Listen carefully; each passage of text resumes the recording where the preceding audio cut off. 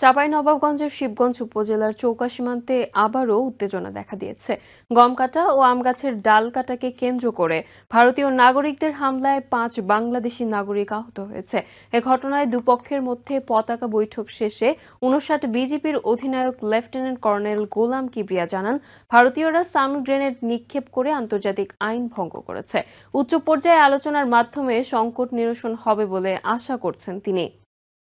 সীমান্তে কাঁটাতারের বেড়া নির্মাণের চেষ্টাকে কেন্দ্র করে বাংলাদেশ ভারত সীমান্তে চলমান উত্তেজনার মধ্যেই চাঁপাইনবাবগঞ্জের শিবগঞ্জ উপজেলার চৌকা সীমান্তে নতুন করে উত্তেজনা দেখা দিয়েছে।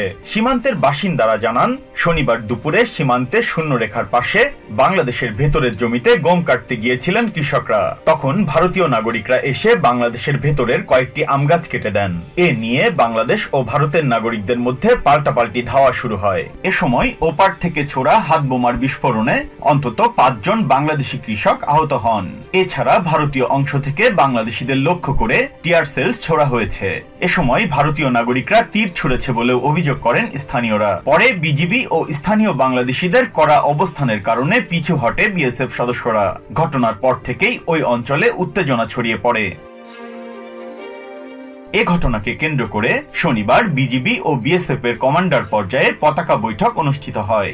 বৈঠক শেষে 59 বিজিবির অধিনায়ক লেফটেন্যান্ট কর্নেল গোলাম কিবরিয়া জানান, এ ঘটনায় বিএসএফ এর পক্ষ থেকে দুঃখ প্রকাশ করা হয়েছে। উত্তেজনা প্রশমিত হওয়ার আগ পর্যন্ত সীমান্তে বিজিবি কড়া নজরদারি জারি রাখবে বলে জানান তিনি। ছাত্র জনতার অভ্যুত্থানে শেখ হাসিনা সরকার পতনের পর থেকেই বিভিন্ন বিষয়ে বাংলাদেশ ভারত সীমান্তে উত্তেজনা অব্যাহত রয়েছে। Biprajit Chanda, TVN 24 news desk. New York থেকে সম্প্রচারিত টিভিএন 24 টেলিভিশন বিশ্বজুড়ে বাঙালির কণ্ঠস্বর।